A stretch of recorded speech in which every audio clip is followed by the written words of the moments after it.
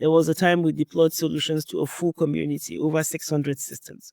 And unfortunately for us, a few weeks later, there was a big flood and they lost their livelihood. And so we also, what it simply meant was we also lost our solutions. And at that time, we were not smart enough to do insurance.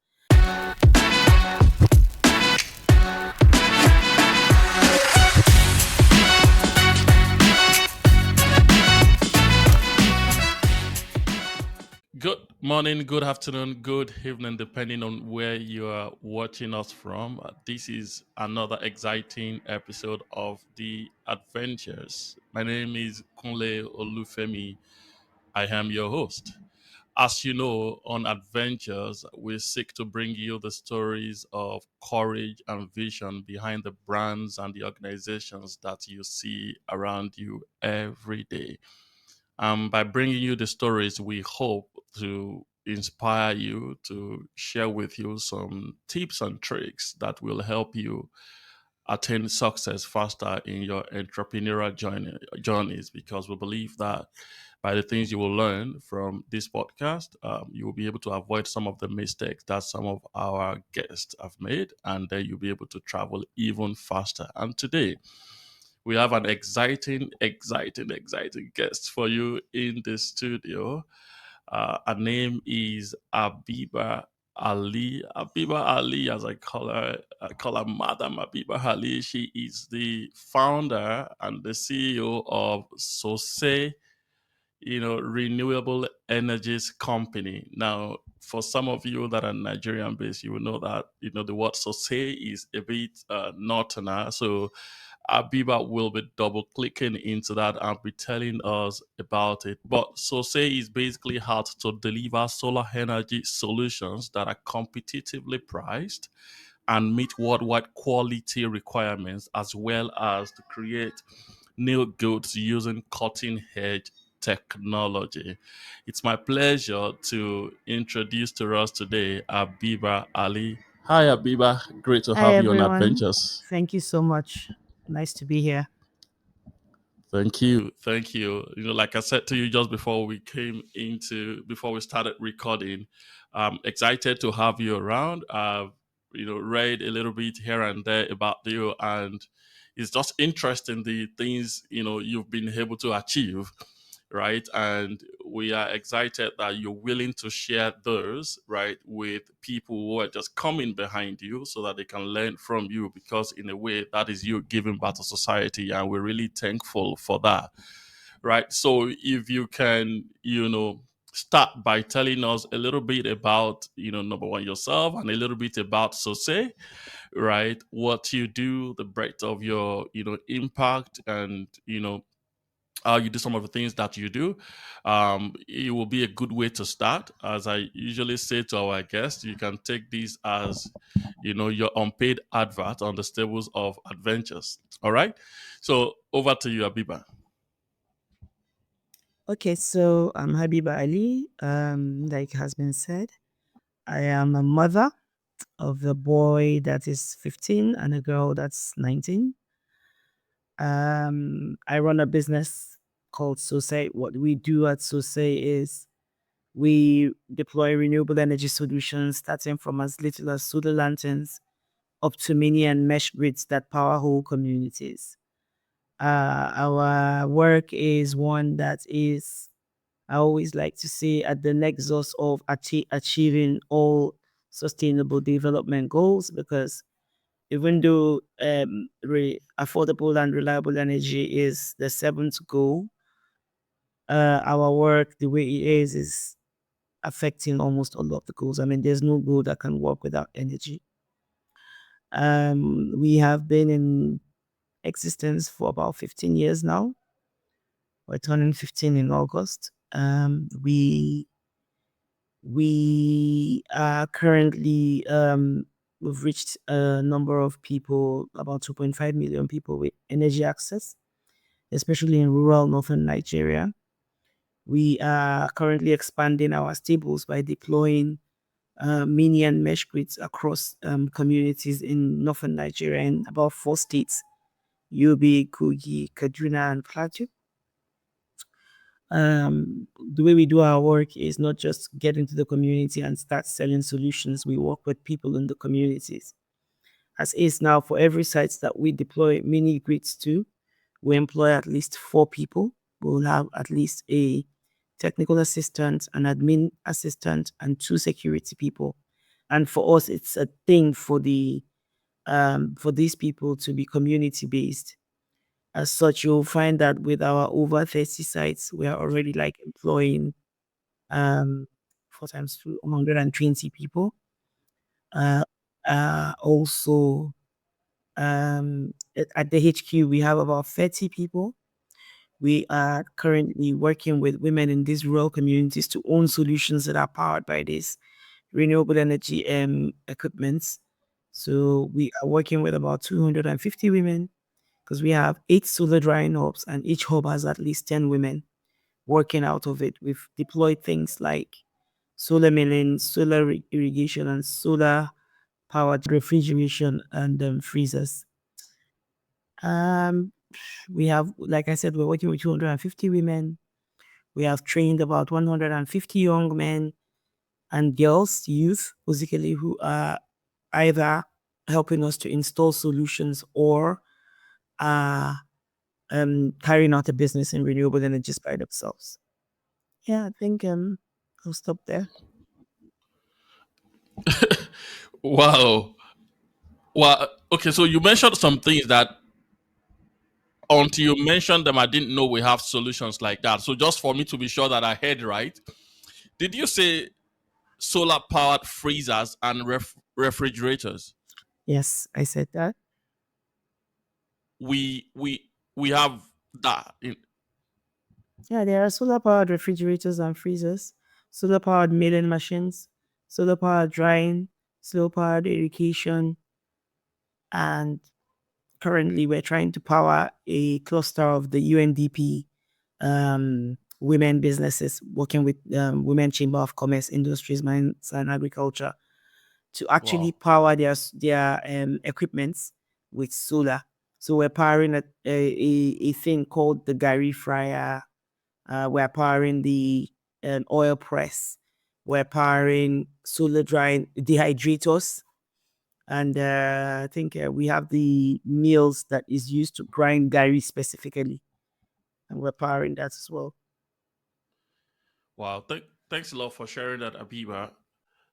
I mean, I didn't know all of that. That I mean, because somewhere in my head, the way I used to think about solar power is the limitation of all the whole renew most of the renewable energy solutions. Most of the times, we don't talk about them in the light of when you're talking about high energy consuming equipment, right? Because we just don't go there. We just think, no, when it comes to this kind of equipment, you have to go conventional and not. So for you to say all of this that you're saying is really, it really shows to me that, the future is really green, right?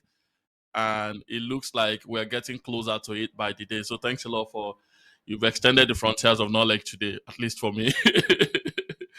All right. You mentioned that you're working, so you currently have presence in 4 states in northern Nigeria, and you have about 150 people in your employment. These are people that 30 people in CHQ, right? And 120 people across these sites, right? Who are fully like your employees. This is not to talk about 250 women that you're supporting, right? What kind of support are you giving to these women and these guys that that are full-time employee? Are they really like, volunteers or full-time salary drawing employees on a month-on-month basis? Okay, so the kind of support we give the women is ordinarily, if you look at solar powered solutions, and for people who live in rural communities that are making less than $2 to $3 a day, none of them can actually purchase that technology and use it to do business. So when you give a woman a solar freezer, she's selling ice block. The north is very hot, so it is a technology that we have a lot of demand for, and she can freeze water, she can sell drinks, and she constantly has access to cold drinks, so people know to find her regularly. So we allow her to pay us back on a leasehold basis. So we have an agreed amount of money that she'll be giving back to us every month until she offsets the payment for that solution. That is one. For the women that I said, this is for the 250 women, and it could be a milling machine, it could be an irrigation pump. The irrigation pump, what they do is there are farmers who need irrigation in their farms, and so she leases it to them, and they pay her a fee. And from that, she's also gathering what she will pay, so say at the end of the month. We have a program that we call Mata Ari wants to say, which is Women of the North for Excellence, if you translate it loosely. And what we do is this all these women, we do not just leave them on their own. We make sure that this is an umbrella body that they belong to. And so even the ones that are at the drying hubs, like for example, we have a drying hub in Kui, where everybody knows is a ginger farming community. Our dryers allow them to dry ginger faster. They tell you that normally they would have used 10 to 14 days in drying ginger on the ground. But with these dryers, they spend about 4 days drying the ginger. And so it's optimized their processes. And we're going forward to even not just let them use only the solar technology. We're advising them that, okay, if you're selling this kind of ginger, why don't you sell high grade ginger? When you cut it and it wash it really nicely, cut it in very nice shapes so that when you dry it, it's like unique and people will know that if they come to the Massy women, which is the matter I wants to say women, they can get well cut, well dried ginger. And anybody that brings their ginger for you, you can even charge them for ensuring that their ginger is as clean as your own. And so what that means is you're making a premium and your own ginger also will sell for a premium in the market. And we have the young boys who, when we did a very big United Nations Framework Convention on Climate Change, improved stove project, we we did need hands to be helping us assemble the stoves in the communities. It was over 40,000 stoves for just that project alone. But by the time we were done with that project, we even had outliers of about 20,000 stoves that we had to deploy. We wouldn't be able to do that by ourselves, in not in any way. So we had to recruit for every community we went into. We had to recruit youth to come and repair. Sorry, assemble the stoves in their communities. And those people even became like our own sellers because they were going on to tell people in their neighboring communities and all. Yeah. So that's what we did. When you say we have presence in 4 states, I think you got me wrong. We have presence in almost all northern states, which is 19 northern states. 4 states is where we are primarily doing the next stage of our project involvement, where we had a United States Technical Development Agency do a feasibility study across 100 communities for us. And we did another 15 in Yobe State. So we've added it all up. And in the next 5 years, what we want to do is ensure that each of these over 78 communities have access to solar powered mini grids that then we meter their homes and they pay us back. So we're like what the government likes to say now is we are called renewable energy supply companies. So where you have the discos, we are now rescos. So Sosai is a resco. Wow. Wow. Thanks a lot for sharing that, Aviva. This is really inspiring, and I kid you not, is super, super inspiring. So I served in the north back in the day. I served in Sokoto, right? And I we used to do rural rugged and all of that, and you go to all these places, and at times you drive just 20-30 minutes from the state capital, and you are in a proper village, right? With no electricity and all of that. So I can envisage the impact of your effort and your interventions on these communities, right? And not just on the communities, on the women, because most of the time they are the most disadvantaged, right? They marry very early and they are not economically empowered, Exactly. and they get, so I can relate with that. So what you're doing is you're actually shifting a culture. You're shifting the culture, you're alleviating poverty in a very significant way, and we probably will not see the full impact until maybe another 10, 20, 30 years. But before we even get to the end of the interview, thank you for everything you're doing. Thank you. Thank you. Thank you. Thank you. Wow. Now, if we talk about some of these machines and some of these interventions you're bringing to market, right, in a way that is sustainable, in a way that is affordable, right? Yeah. number one is how do you fund them? How do you fund? How do you manufacture? Are they locally manufactured, right, or are they imported? And then how do you fund? Because if you look at your go-to-market model is such that you're very clear on your customer profile and you know that affordability is a big challenge, right? So you've come up with some kind of intervention to ensure that it's easy for them to to pay, right? So you're giving it to them and they're doing business with it and they're paying on the go, right? It's not everybody that can do that. So how do you ensure that in the short and medium term, right, so say it doesn't run into liquidity concerns or liquidity issues around cash flow and all of that? So two questions in one, right? Don't mind me, I Yeah. get very excited. No problem. Normally, I mean, it's a high capital, it's a capital intensive business, to be honest. And I will not lie to you, we've had issues. Nigerians are not the easiest when it comes to credit markets. So when we started the pay as you go programs, we actually still have a lot of money out there, and we've written off a lot, but we still have a lot of money out there. But we're strategically changing a number of things now, and this is one of the reasons why we're actually focusing more on the community-wide solutions, because you meter somebody's home. It's like having a phone and you're not recharging it. So if you don't recharge it, you will not get access to energy, right? And your neighbor has, because they are buying their credits regularly. So for us, we've sat down and we've seen, I mean, we've tested all models, almost all models in this business, and we think this is the one that will work for us. Yeah, capital. How do we get capital? In the beginning, we were very lucky. When I started my business, I did two big projects. I was involved with a Relief International and at a Guinness Fund, and they funded a water filter project for 15 communities, 15 months.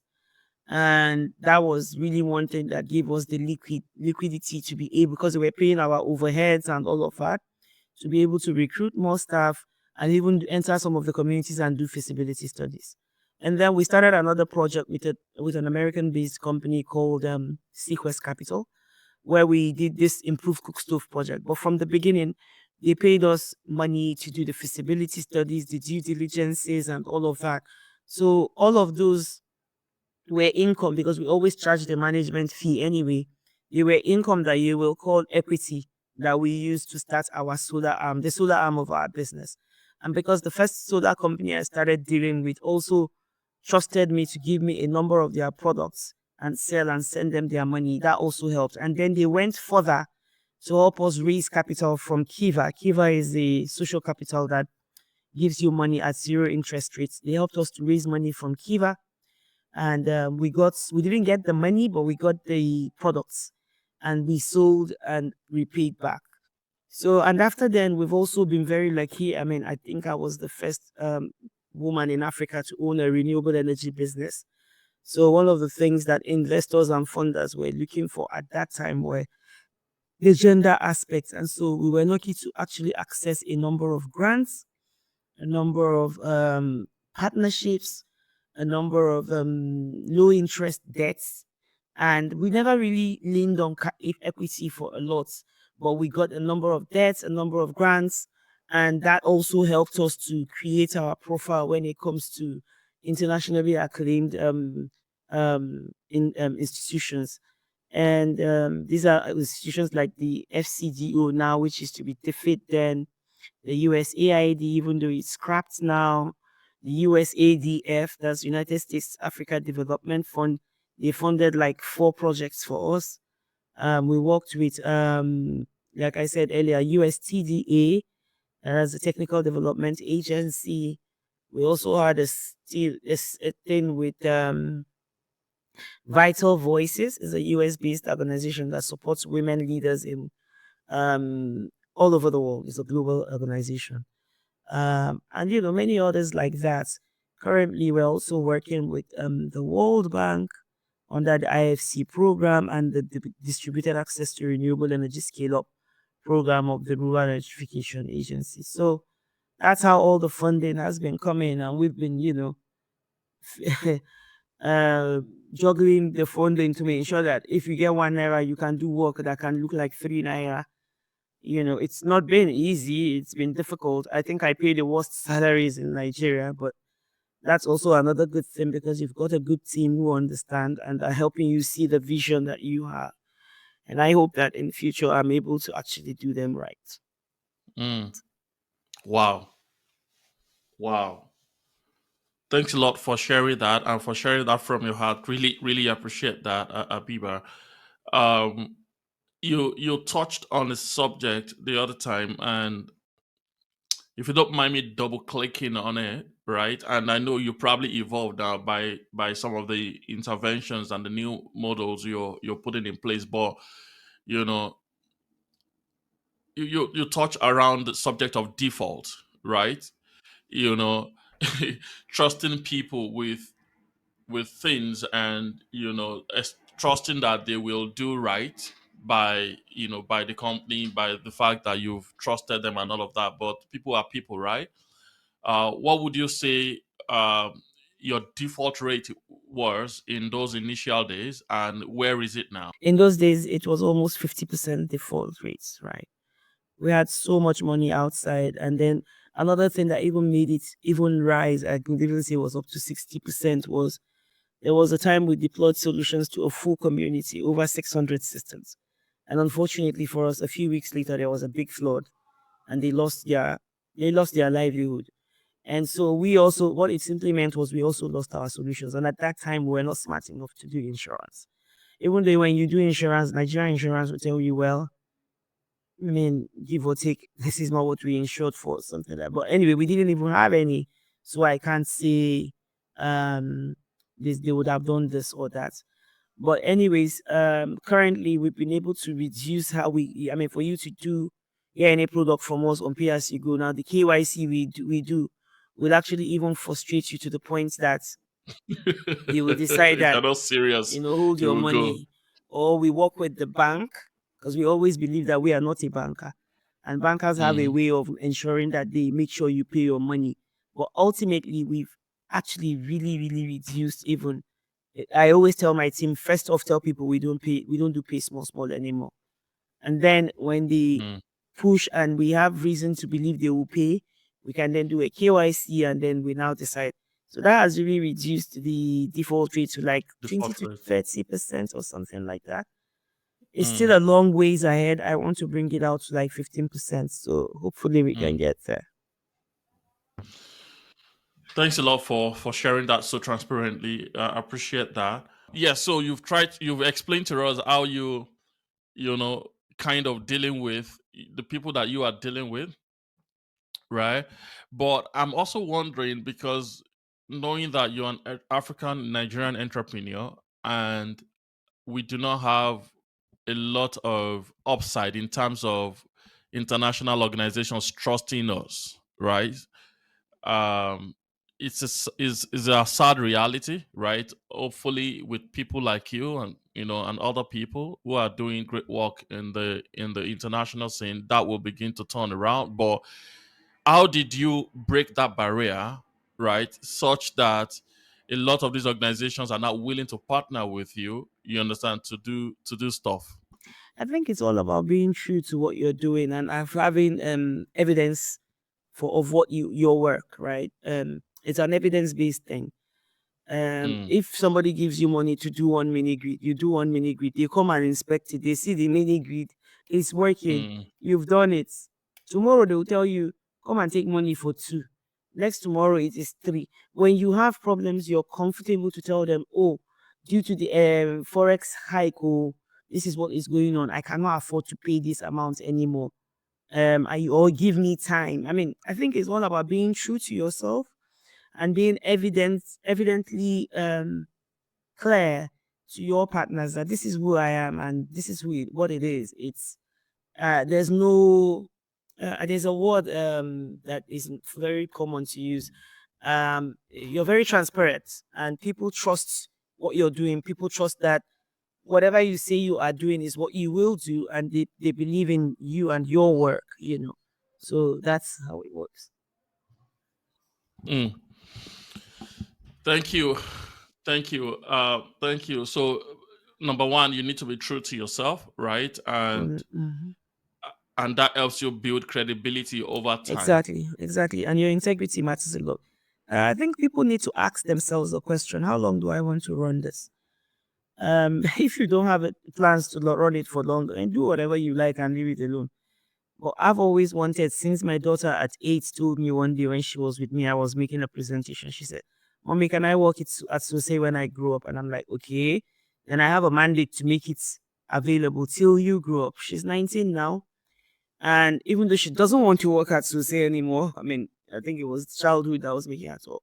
But it was like something that made me believe you have to keep your business going. You have to make it happen, right? And then subsequently in business trainings, in incubations and all of that, people talk, you hear some people telling you, oh, grow the business to the point where you can sell it.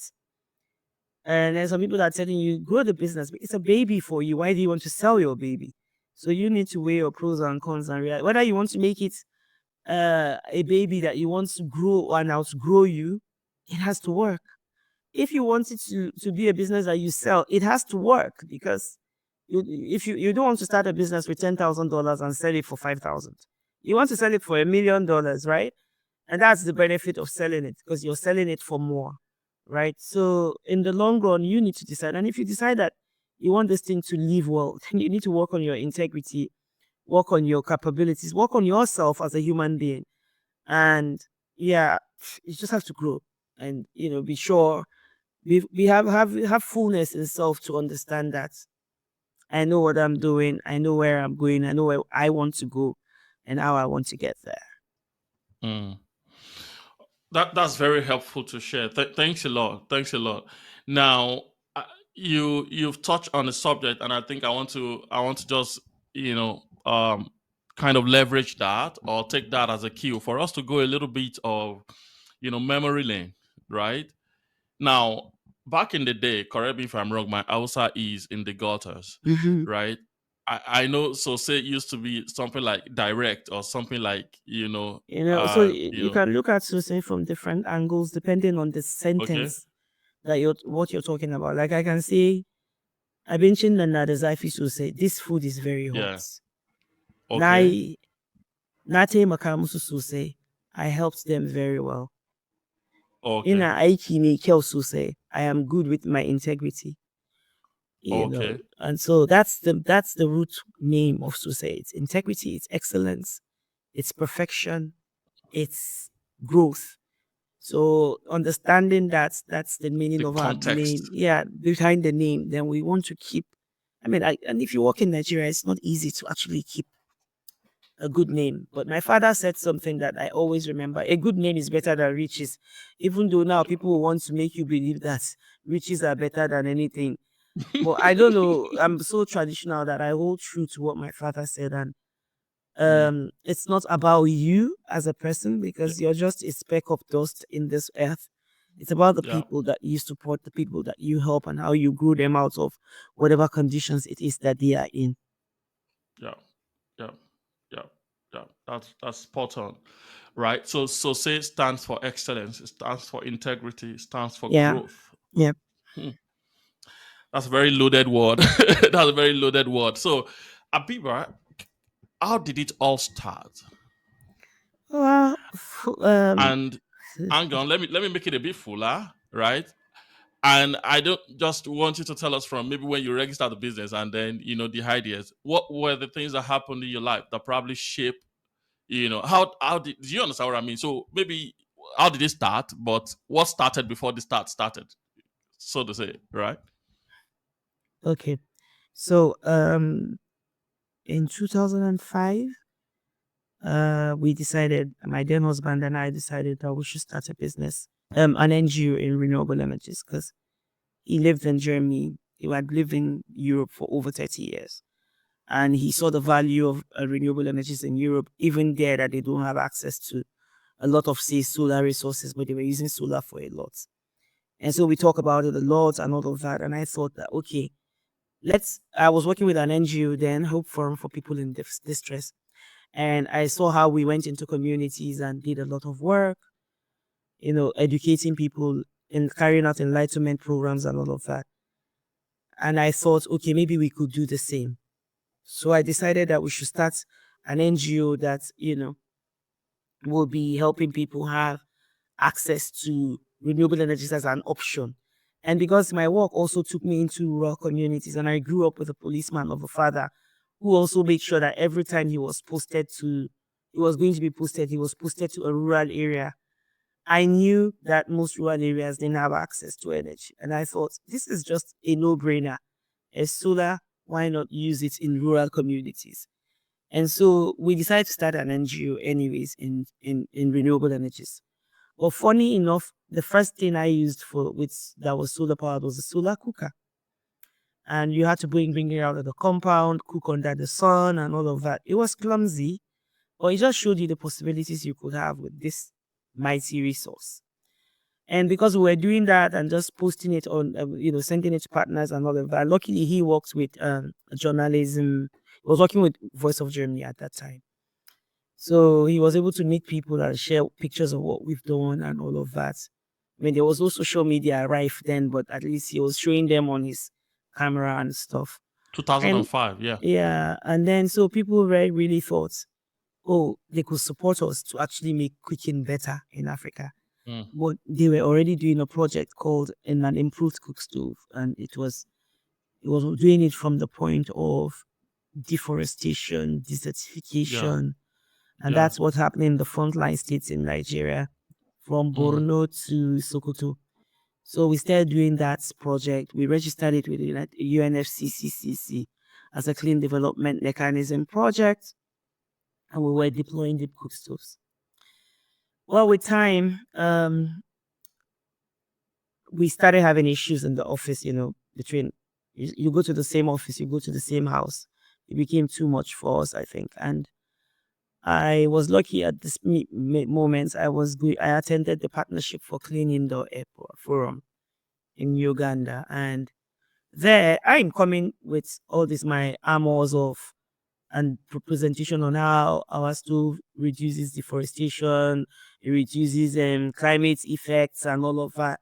And somebody just comes up and says, in her presentation, she came from the health angle. And she said, one of the things she said, I can't even remember how most of her presentation went, but she said for every 2 hours, you stayed in front in an area where they were cooking with on an open fire, or the house was lit by a kerosene lantern, you had inhaled an equivalent of a pack of cigarette. And that really, really touched me because my mom used to own a mama put.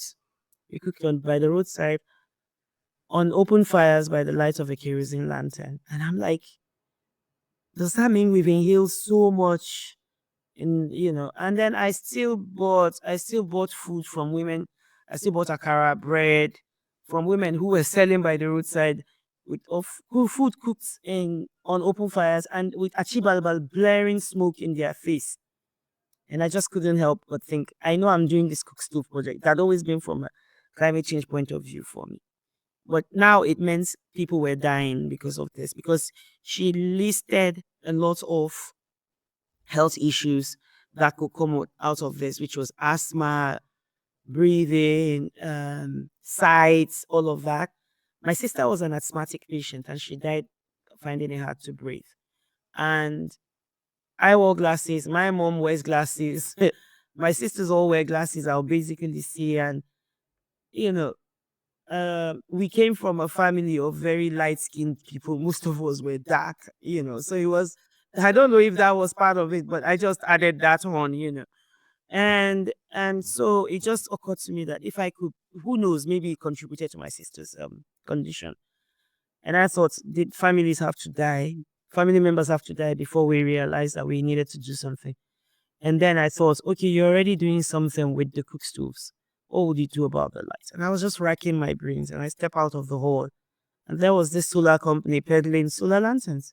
So it was like when the student is ready, this teacher appears. And we bought a number of their lamps, tried it with some of the women. They wanted more. And that's how I even started working with women, because the women wanted more lamps. And we had to be buying. And then they supported me getting Kiva loans. And from lanterns to double lights to multi-point lights to communities asking for energy solutions, from boreholes to mini grids to mesh grids. It's just go from there. And yeah, and also putting our work out there, getting the support internationally that we're getting. It's just been going. Wow. Wow. And thanks a lot. Thanks a lot for sharing that. It's so inspiring to hear that. Just thinking about it now. So say or is so say the entity that you registered with your partner then, Mm. or is a different Yeah, it entity? was called the Developmental Association for Renewable Energies because we're thinking of how to make renewable energies more acceptable, more out Mm, there for people. So it was called DARE, DARE. So there was one that I just decided that let's do it. Me and him had actually, when we were trying to set up the organization, had thought of Solar Systems Agency International, something like Association International. But then, it was later I realized, oh, this is actually an acronym called SUSE. And it's a good Hausa word for people to mm, do things that are done in the right way. Because I had a quarrel with the whole their activities that mm. you're not doing things well. I want to do it well. I want to do it very Yeah. well. And so it was like doing it SUSE that's got the name to sit. Wow. Wow. So Hmm. everything just kind of aligned, Yeah, and exactly. there is a word that kind of articulate that properly. Wow, that's so inspiring to hear. Now, as I think about this, at what point, because you mentioned that he was working as a journalist somewhere in back in the day in Germany, Mm-hmm. you were working with a not-for-profit organization, In right? Nigeria, That yeah. and that took you in Nigeria, that took you into all of the rural areas, and you saw some of those things firsthand, right? But it appears that at some point, what you were doing with Sose got so big that you needed to navigate a transition, No, right? like I shared earlier, we were having issues, small issues, and at the point I realized that I was simply going to work, and I wasn't involved anymore. And at that moment, I also thought about it. There were a lot of people who really wanted some of the products that we were talking about and not selling. And I thought, why not? I mean, and solar lanterns was not in our portfolio at that time. So I thought, why not? And then I spoke with him about it. Said, oh, I just feel like I should start something. And I think for him that time, it was like, oh, thank God. Let me get her out of my hair. And he was like, no, go ahead, do your thing and everything. And as soon as I get say registered and started, everything just aligned. Like I said, it was even in Uganda, still at that same conference, that I met someone who told me, oh, we want to do an improved cook stove project in Nigeria, and we would like to look for partners. We know you guys have done it, so we want to know how you did it and all of that. And I decided to take the job on of, doing the due diligence for them. And I told my ex then, I told him, we can actually be like that organization that's the go-to for improved cook stoves in Nigeria. Let's work with these people. We're working with Germans, but let's work with Americans as well, so that everybody knows that if you come to this organization, you are like at the one-stop shop for cook stoves. But he didn't buy the idea. He felt, no, that's not loyalty to our German partners and all of that. And so he really didn't want to. So I asked him, okay, if you're okay by it, I'll do it with them and I'll do it on that Sose. And he was like, oh, that's very fine. And so, like I said, he was like, good riddance. Let him, yeah, get me out of his hair. So I started Sose. And luckily, these people, the first thing they did was to even pay me for the due diligence. So that gave me enough capital to buy some lanterns. And then they now came back and said they had to do feasibility studies and all of that. So we did all those feasibility studies, being paid for it as a management, So made some really good money. I mean, this is me coming from a place where 150,000 was the biggest money I'd ever held, and the first money they paid me was 6,000 USD for my due diligence. And then when we were going to do the feasibility study, was a contract worth over 100,000 because we were doing it across northern Nigeria. So I mean, it was just like too many things happening at the same time. And then the guy who I met in Uganda then so liked my person. And I was pregnant then for my son. So he was shocked that this makes so much sense. He thought, since because registering a CDM project is a process thing, it takes time. You have to go through verification, validation, and a lot of other things with the UN. So it will drag. And we had done the feasibility study, submitted our reports, and we're just sitting down practically waiting. And he had told me, he said, when this project starts, you won't even want to do any other thing.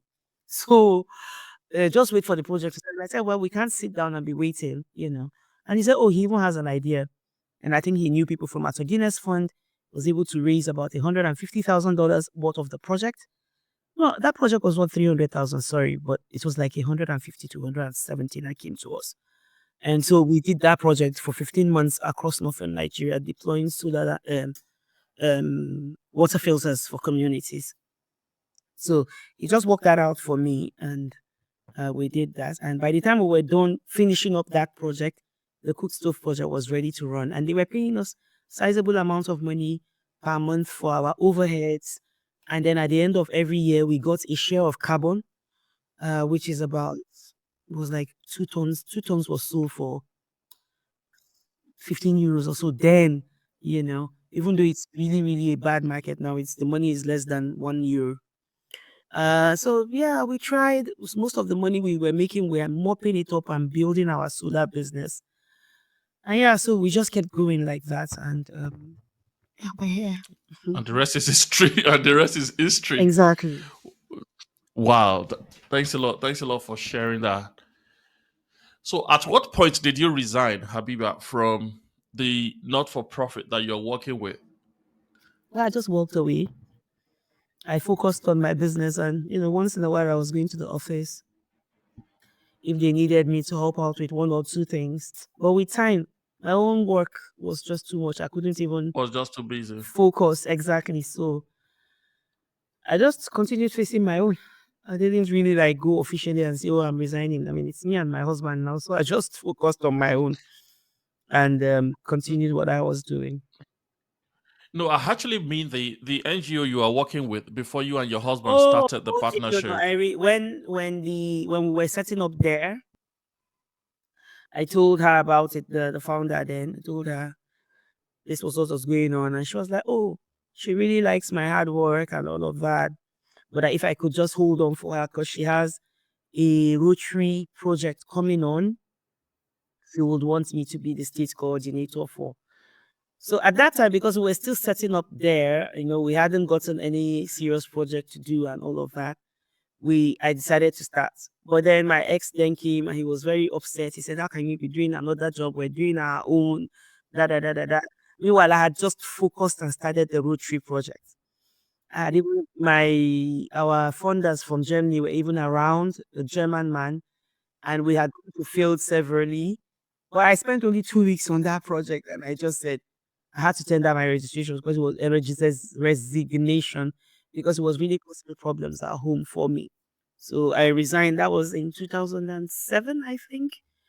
I just tendered my resignation, and I was very honest with the German guy. I told him straight up what was going on and all of that.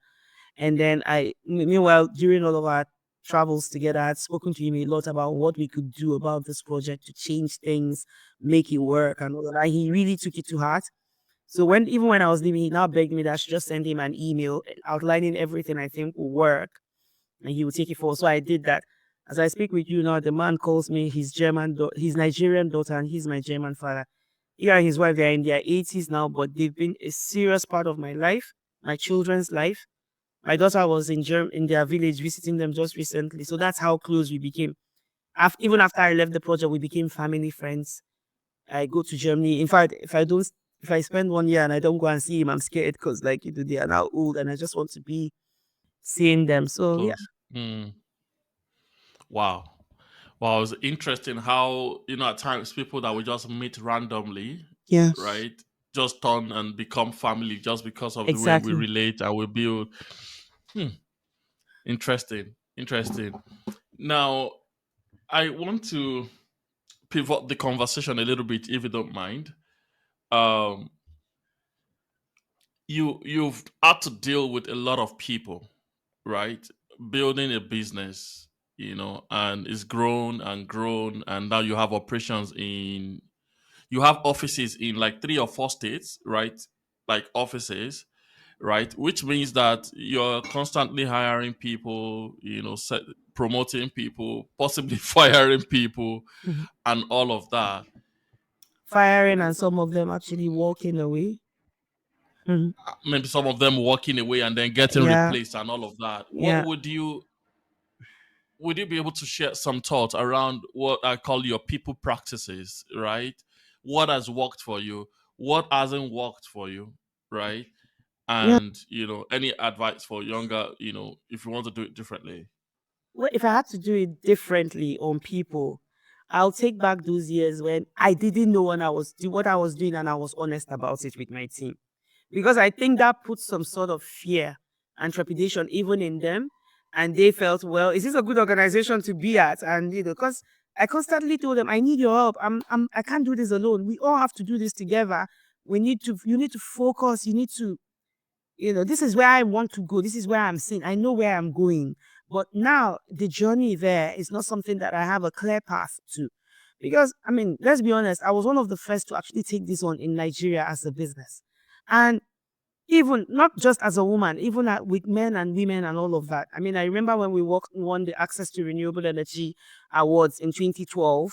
Yeah, it was some of the big names in the industry now were part of the people who won with me at that time. All of us didn't even know how the systems really, really worked out, or it was just a lot of misnomer. But one thing I was very clear about with my team was I don't know. I don't know. But I think what a team needs is a leader who actually, even if you don't know, just pretend you know and just give them that bragado. Yeah, because to be honest, they also are looking up to you. So if you show fear, you're putting fear in them. So I know that some of the people that I had that were very good left simply because they were looking at me and were like, does Habiba know where she's going? Even though now they look back and they are very grateful and I mean, I've seen messages from some of them thanking me for all that I did with them in their lifetime and all of that. But I kind of feel that maybe if they felt a bit more courage from me, they would have actually stayed on. Because there were times things were, after that improved cook stove project ended, 2016 happened because we had that flood, we had a lot of things happening and we were losing money. Even paying salaries was a tough one for me. So there were months I would tell them, don't come to work when I'm ready and I have money, come to work. And I was still trying to figure it out, really define my model again. So I think speaking it out about it just made them uncomfortable. And they respect me, they love me, they like my person, but they were not sure if they had a place at that time there. But it's nice to be here today where they can look back and say, we were there with you, we saw your pain and all of that. I was just being very honest and open, but I don't think honest and open translates to, I mean, not pretend, but maybe like there's not everything that you will share. Don't share the fears. Another thing, when you're hiring, hire for skill and attitude. I've had to hire because you had the qualification, and I've been so burned because that person will wave their qualifications on your face every time and threaten and all of that, or be too full of themselves. So what I do now is I hire for attitude. You can reach out to me and I'll just look at you and say, I don't care if your certificate says you have 10 first classes or you have the masters or you schooled abroad or whatever. I don't care. Can you go to the village with me? Can you bend your head and respect a village leader and kneel down and greet him? Can you? I'm sorry, I know a lot of people don't believe in African values, but it is these values that brought us where we are, and I still respect them a lot. I do not have time for all of these people who say, "Oh, I am this. You cannot. It is who I am. I cannot." I don't. If you don't have respect, don't you can't work with me. Respect matters a lot to me because I work with people who already feel that the world has not been kind to them, and kindness is not just you giving somebody money or giving them food. Even from the way you talk to people is kindness. So you want to also make them feel like they are revered. And like we say in acumen, I'm an acumen fellow. Opposite of poverty is not wealth, it is dignity. So you need to give those people the dignity that they deserve. So you need to also, I mean, but if you're going to own a business that doesn't interface with people and you can deal with people who can do all kinds of shenanigans and be rude to people, go ahead. I mean, but for me, oh, you cannot work with people with me if you cannot respect people. So I hire for attitude a lot. And I have fired for attitude as well severally. As soon as I see you are not just aligning, I fire. Another thing I tell people every day is that we are sisters and brothers in this office. Why? Not because we are born of the same family, but because by from 9 a.m. to 5 a.m. of the most days of the week, we are here together, whether we like each other or not. So we need to find a way to respect each other and manage each other and know that it's a family. Another thing I don't play with is education of my team. Trainings, and it's not just about training them to become good in their skill. No, soft skills especially. I love when recently we did a life map training, and I got one of my former my mentors. She lives in the US to do a 2-day training for them, talking about life maps. They came to the group. They were talking. Some people were saying how they cried. Some people were talking about, oh, they didn't know how deep it was going to be. All of those things. Because I believe when you work for people, you need to work with people. And they say charity begins at home, right? They are my first point of charity first before I carry it to the communities. So it matters to me a lot that they feel good about where they are. And I'm not just focusing on the money. And I know that our money is not fantastic, but I'm focusing on the fact that I treat them like good human beings. I'm okay with them. I bring myself, I don't have any airs around me. I know a lot of my team members don't have any airs around them. We just deal with each other like we are pals in the office. And, of course, we know when it's time for work. If I was finding with you 1 minute ago and you failed in one of your deliverables, you will hear it from me. So, yeah. Wow. Wow.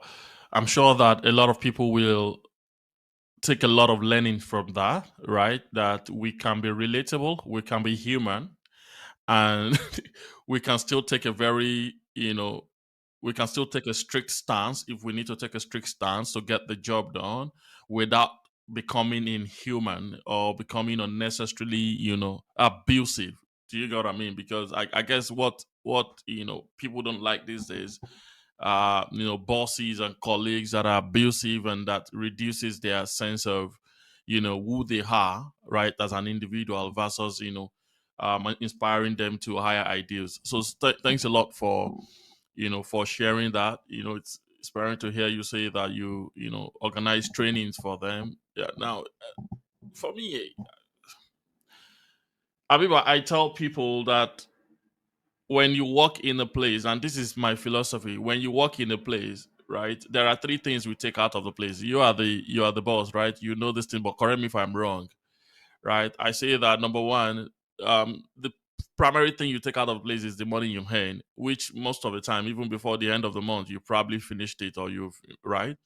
But number two, which is more important, right, are the learning you get from that place, right? The knowledge you gather, the things you build, the skills you build in the course of working in that place, right? Which nobody can take from you, because for me that knowledge and that skill is is convertible. You can convert it into even bigger deal later, bigger pay later. And then the final takeout from any work environment are the people that you meet, right? The network that you build. For me, those are the three key takeouts. And when, even if the money is not like the highest or the best in the world, right? If people are learning a lot and people are building significant critical relationships with great humans, right? I've seen that at times that it doesn't, people don't just leave because of money. People, at times when they look at all of these things, yeah, it's a big deal. So thanks a lot. Thanks a lot for sharing all of that. I can see that you're a bit tired, right? So I will run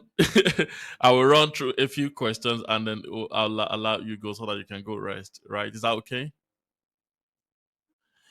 Yeah. So my next question, Abiba, is around you, and you've mentioned this a couple of times, and I just want to know what your experiences were like being the first woman, right, to do what you're trying to do or what you've been doing in Africa or in Nigeria. Is probably, a male dominated space, right? What has it been like navigating that, and all the are there seasons that people didn't want to deal with you because you're a woman, or they didn't give you opportunities? Well, you see, it's been tough. Like I shared in the beginning, working with international organizations was the easiest. I mean, people recognized me, people supported me because I was a woman. When I go into the communities to do the work and I start speaking with the leaders and I talk to them, they are impressed that, oh, you're a northern woman and you're like this.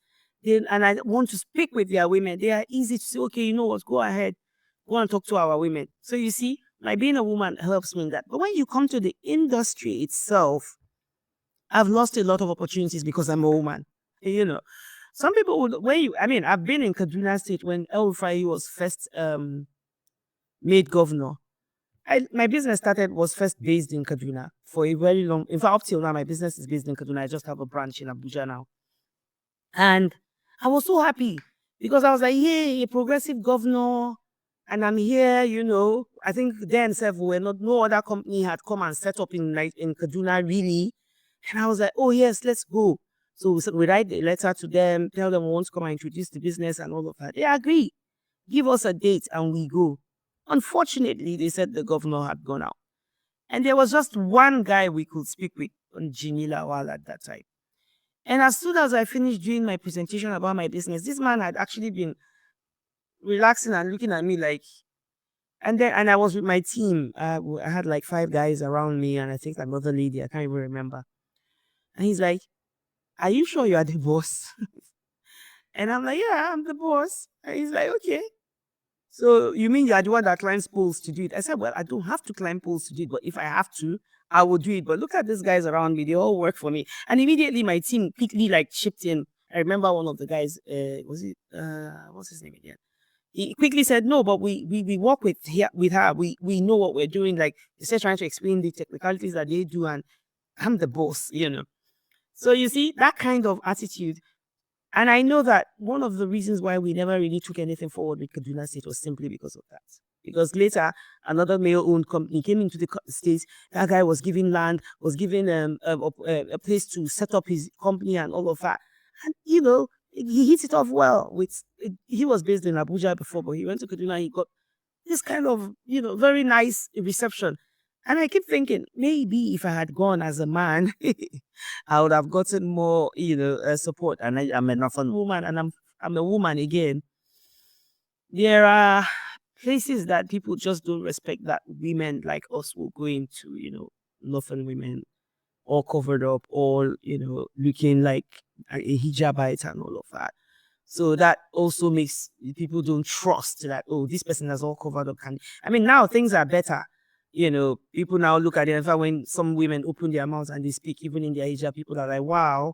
But at that time, it was really, really a tough one. And then I've had opportunities. Like, I remember one time when they did the Access to Renewable Energy Challenge and we won. Normally, every organization won for each state. I won for Niger State. Before I knew it, another company was already doing work in the Niger State. I was supposed to be doing work and getting the funding that I should have, maybe we should have gotten from the Bank of Industry to do the work, you know. And I mean, you won for another state. Why didn't you do your work in your own state that you won? Why is it the state that I won that, you're coming to do? And some people that didn't even work being the archery. So I believe that there was just this distrust that this woman cannot do it. But nobody was looking at it at that time. How do we train this woman to do it? How do we optimize her processes to do it? There are some of the companies that we won that with, and I look at some of their mini grid sites now, and I compare it to our own. It can't even shine a torchlight to our own. And these are people that in those days I've even asked them for help, like, oh, technically I'm not. Can you help me train my staff? And they're telling me, well, that is intellectual property. We are not sharing. And that intellectual property, look at the beats they are churning out. I churn out better beats because I am working in partnership with a very good Dutch company and they do not play with standards. So standards are very, very important to us now. And just like I said, it's Sosai, right? Is Sose's excellence, is doing it right, is integrity. Wow. Wow. I mean, it's interesting to hear that you've had to deal with all of these, and again, I want to ask you a little question around, if I consider the fact that an average woman, not just in the north, right, but in Nigeria, particularly in the north, right, are not usually like well set up for success, right? You have taken a very different, your journey has been different, right?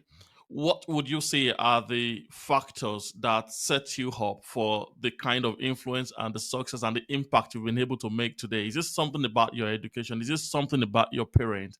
Is this something about your drive?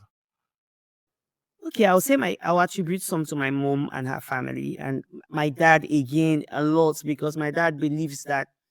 I mean, when we were growing up, when we were kids, when I was maybe 2 or 3, my father, like I told you, was a policeman, and he wasn't like an officer in the police. He was other ranks, right? And people don't his mates were not putting their children in nursery school. But the guy had a vision. He wanted his children to go, and his first 3 children were girls. So, I mean, as far as he's concerned, children are children, right? What you will expect that other men will say, "Oh, it's a boy that should do." My dad took his children and put us in nursery school. I'll never forget. We were taught them by Europeans, right? And people told him he was wasting money. I still vividly remember pictures of him proudly holding his child with her lunchbox in her hand, you know, and it's that fact that he made us believe whatever it is you want to do, do it. I beg you, you can do it. Even till he died, he just believed. Like, he never looked at it like, "Are you sure?"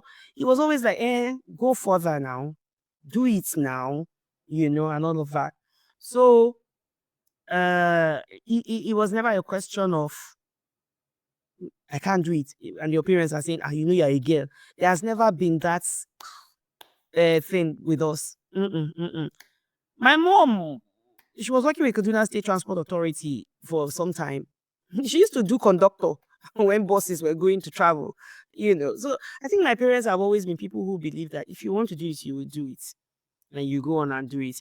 And then I remember that my mother, she's a very industrious person. She doesn't like sitting down. I remember growing up, my mother waking up very early. Maybe yesterday she had made chin chin in the morning before 6 a.m. She's already out of the house. She will hawk that chin chin to buses that are leaving, maybe for the East, Lagos, and all of that. And then she would immediately go and drop her tray, come back and join her boss and go on her conductor job. She baked cakes, she did all of this. And then when they finally retrenched some staff and she had to leave, she quickly set up this mama put in the mechanic village, and we were selling food. So it's always been a life of if you have to keep struggling, you can't just sit that way. You have to also. We didn't, and for us, every situation. And another thing they grew in us was a sense of contentment. Contentment. Our realities were the best things in life. Like, I didn't know I was poor. I thought I was rich. I didn't know. I thought this was life. So every other privilege we got was always like, wow, this existed. This is my best life. But so advancing in life has always been everything has always been my best life, because and then I'm also I'm not that person who will want to shout that, "Oh, I've arrived." Or I don't I'm a bit like, keep it in there and all of that. And probably why a lot of people don't seem to know who we are, because it's not about how you see us, it's mostly about what have you done? Is it even worth seeing? Don't show off. My mother will tell you in my language, it says MEA, like, you're telling people that, "Look at me, I've arrived." So she's always telling us, she's always warning us, "Don't go and do that. Keep it down. What have you done that people have not done before? Go and sit down." So I think all of those values just helped us to know what to do. And then I think another value that really helps me is stubbornness. And I tell people, and even my daughter says it, she said, "You don't know the daughter of who I am. You don't tell us you can't do it. If you say you can't do it, that's when we'll do it." So when people showed this whole, "Oh, she's a woman, she may not be," instead of making me feel to go and sit down and not do it, I decided that, okay, I'm going to do it. Let me see what will Just to happen prove then. to you that I Yeah, can I do can it. do it. So for me, you don't make me feel like I can't do it. It will just spur me on. Mm. So if you want me not to do it, just say, you are doing it very well. Maybe, I don't know. Probably it will make me sit back. But once you show that, you can't, you are not, I'll say, okay, no problem. I'll just keep quiet. Before you know it, you hear that I've done it. So done it. Hmm. I mean, if I put all of that together, right? So that will be, you know, your dad sowing into you the seed of that dare, right? That you need to be daring. You need to walk with vision. I mean, I love the fact that he went out of, God bless fathers and mothers too, by the way. But fathers that really, saw beyond their limitation to say that I want a better future for my children and I will set them up for success, even if it's going to come to me at a cost, right? Because he could have chosen to live a different life. You and I know Exactly. that, Exactly. right? I Especially mean, as a policeman. his mates then were going to beer parlors and drinking and all of that. But this guy Yeah, and had having integrity, yeah. two, three. And Yeah. he knew that if he was transferred to a village, he could actually farm. That's why Mm, he kept insisting to be transferred to a village. He will farm, he will hunt. My dad used to hunt, he used to farm. So I grew up with a father that when it's time to farm, he will carry us to the farm. Oh, yeah, we can't do much, but we'll be there. we'll do the And little. He showed some you of us, industry. yeah, some of us look forward to the roasted yam in the farm because he had this attitude of Yeah, roasting yam using palm oil. That was the fun part yeah. of following my father to the farm. And then he will hunt. That's how I learned how to eat bushmeat a lot. Because he will hunt, he will bring it. And for a time, when my mom was still working in Kaduna State Transport Authority, he was transferred to Mina, Niger State, somewhere, Paiko.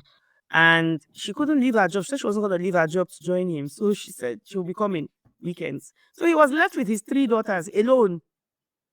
I was Mm, 8. My sister was 11, my elder sister. And then my younger sister was 6. This man handled it. He will cook. mm. He will pound yam. He will cook soup that's sweeter than my mother's own self.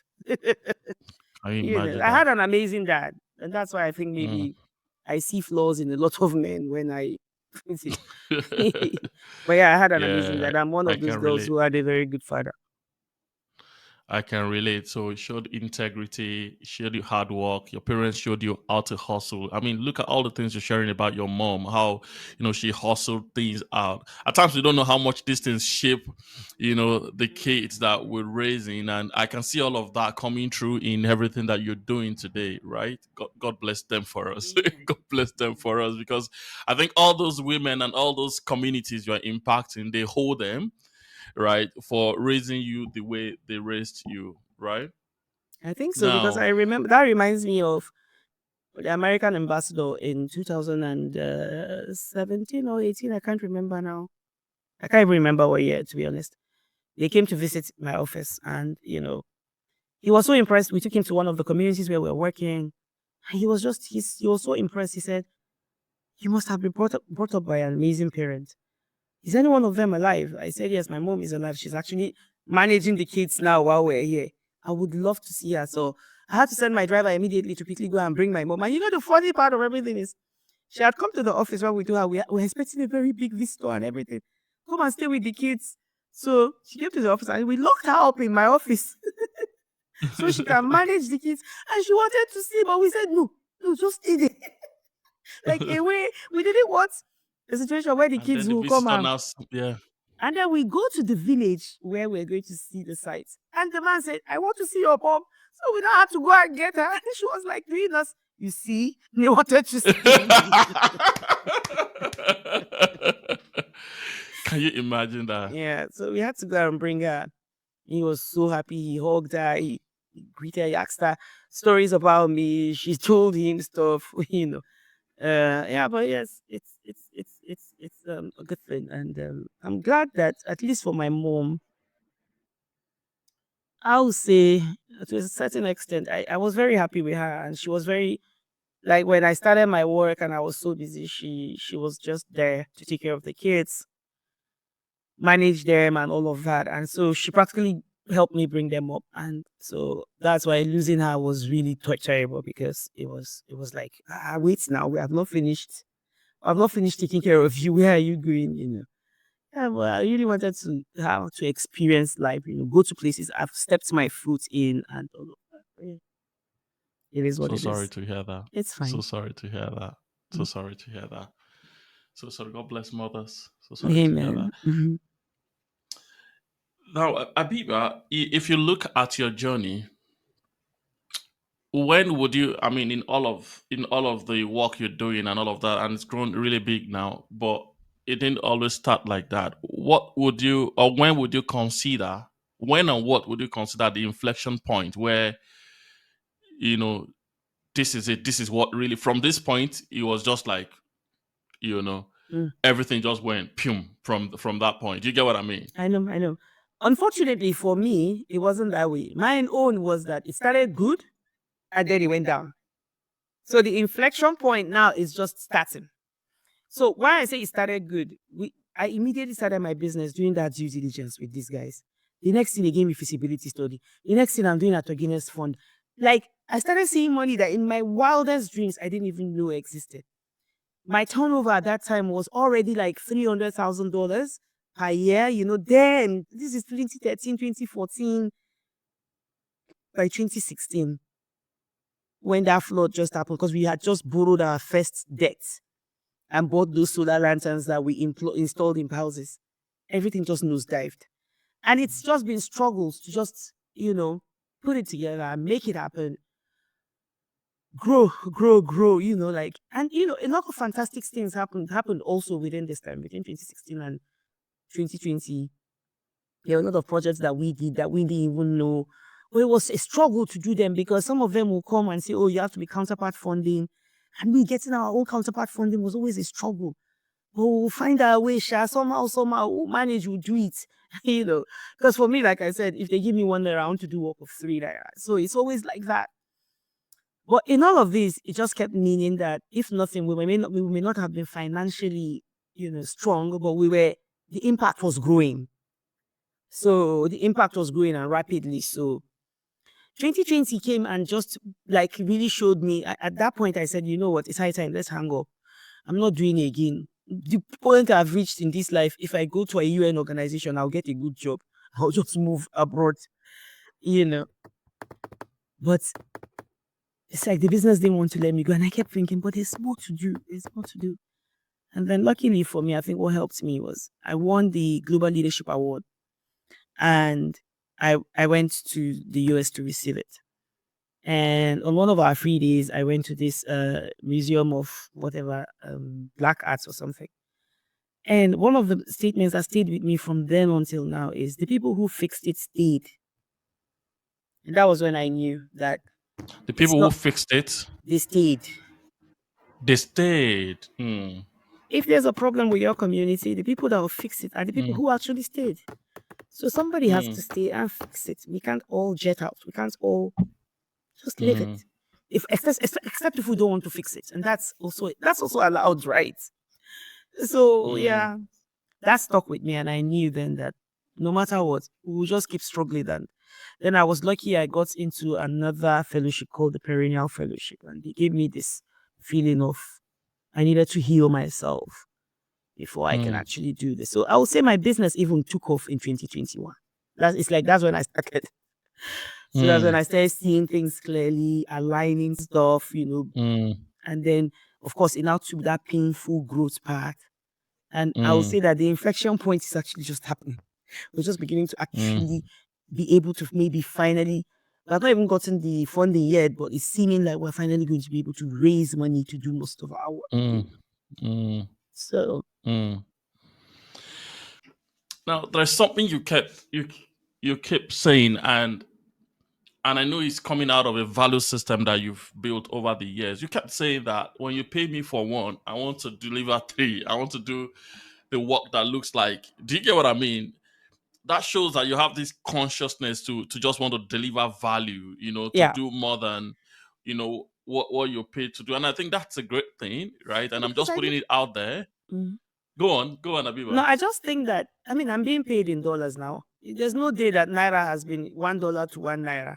So if $1 is 400 naira and I was given $1 to buy one bottle of water, and I'm looking at it, okay, can I get it for maybe 200 naira? Then I can buy two. Mm, you know?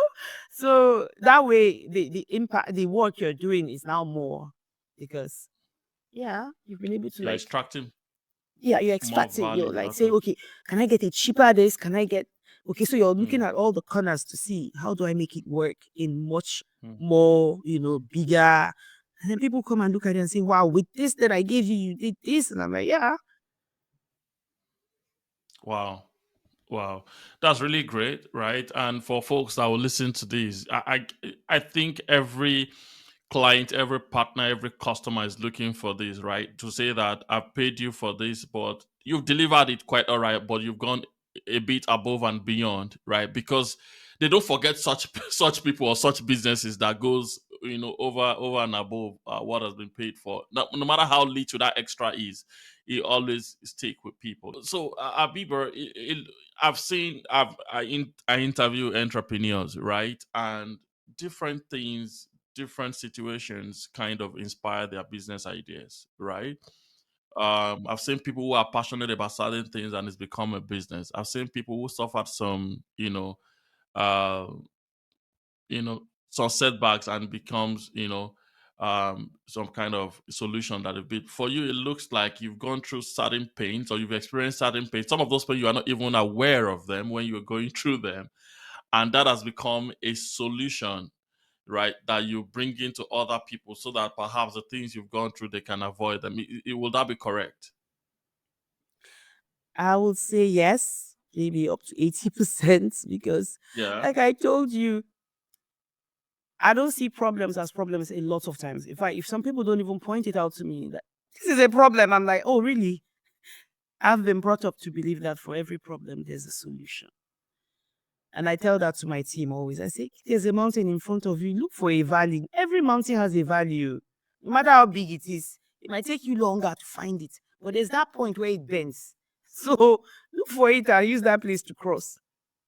I think that's the thing that has helped me more. It is that belief that, well, it's a problem now, but, and I think another thing is, my religion also helps me a lot, even though I may not seem to a lot of people like I'm a very good Muslim, but with the way we are made to believe that you must be tested, right? So unlike, maybe where people feel, oh, somebody's witch hunting me, somebody's going to trying to bring me down. That's why I'm going through these problems. No, in life, how would you know good if you don't know bad? If you don't know the what it feels like, how would you appreciate it? So Islamically, we're taught that whatever comes to you, it's all from God, and if you're going through hard times, it's a test of your faith. And who do you then go to when you're going through hard times? Will you run to one babalawo or one thing and start with praising one God because things are happening bad for you? No. You want to know, are you going to focus and still be here? So that's also one thing that drives me. If you look back and you have to do all of these again, right? What would you do differently? I know you've already touched a little bit on it the other time when you were talking about people, but if you want to look at it on a Oh, broader globally. scale now, Mm. right, I would globally I across. will start my business like a business from the beginning. What do you mean by that? Okay. When I started, I was finding solutions. So I didn't care. There was a point that I would dash you lamp because I know that you need it. Hmm. Yeah, because it was until my staff had to, in fact, they practically had to like sit me down one time and say, no, we don't do that. No, we don't do that. So I was very passionate about, just finding the solution that I wasn't really thinking about it as a business. And that got us into a Hmm. lot of trouble because maybe I won't have sold some of the things I sold on credit. Maybe I trusted so much, all of those things. And then, if I had to do it all over again, besides that, I think I'm good. I like what I Hmm. do. I like it actually a lot. I'm happy. Nothing. I'm good. Hmm. Great. But you would do it more as a business. Yeah, so You would that it's more structure it strategic. properly. You put more Yeah, control yeah, and more governance in structures. place. Exactly, exactly. Mm, Will have been more structure so that I by now I've been doing better. mm. No, Well, yes, it's subject to interpretation, right? But I True. think that just like to allude to what you were saying earlier about faith and Islam and Christianity and all of that, I think we're all where we need to be, right? Honestly, to be honest, Yeah, it's just because if I was to do it, well, as I am, I'm very differently, fulfilled. I'm very yeah. fulfilled as I am. I am grateful. I Mm. can't even believe that I'm here. So it's okay. We're good. Good to know. Good to know. Abiba, the next question, they are kind of is one, but like two sides. So it's around the fact that how do you create awareness for what you do? One, and then the other side of that is I know that you've gotten a lot of global and national awards, right?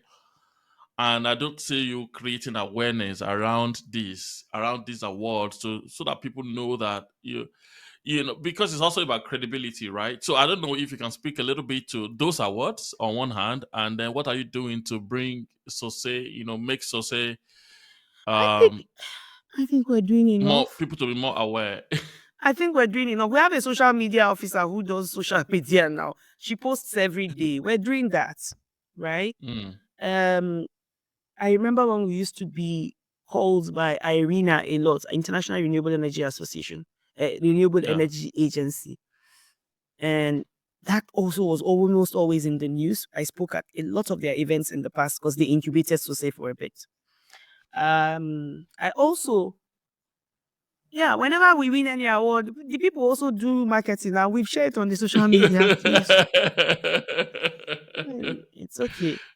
It's I okay. just feel I'm still that person who just feels, like, what have you done that people should come and say, there's more Mm, to do. Let's first of all do all of that. Then, we can do all the paparazzi more.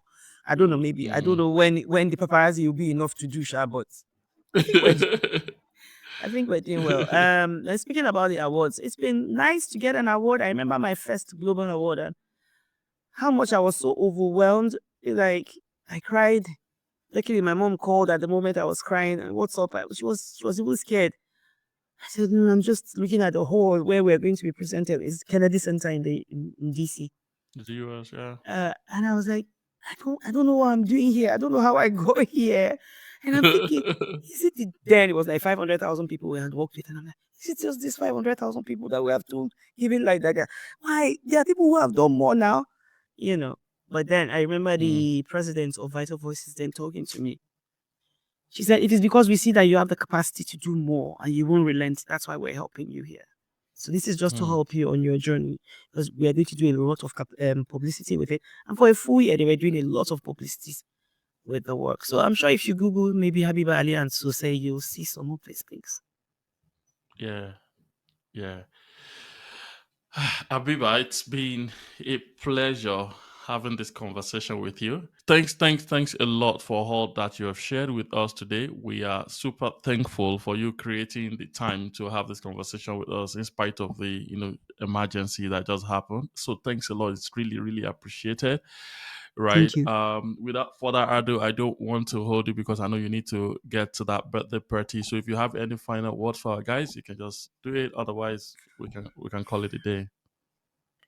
Well, I'll just say that if we're talking to startups these days, you find that these Gen Zs, they think everything is just growing on trees. I know that Yeah. there's now been a dearth of hard work compared to Mm, s- uh, uh, easy work. People are there doing mm, social media content and making millions in a day. mm, But I still feel that for sustenance, hard work still has something mm. to do there. So please Yeah. don't relent and don't let anything phase you. And don't think it's easy. It's not easy. It's hard. I think even the social media Mm. content creators, they do work before they get paid that millions, right? Yeah, I agree. It I has agree. to be They do. sustained. It has to be sustained. Yeah. Good. Yeah. So we need to be ready to do that, to do the hard work, right? And Exactly. not just the quick Mm. results that people are looking for these days. All Yeah. right. Abiba, thanks a lot. Thanks a lot. Let me allow you go. I will be in touch, right? I wish you success in the rest of your, in all of your endeavors as you go forward, right? Greater success.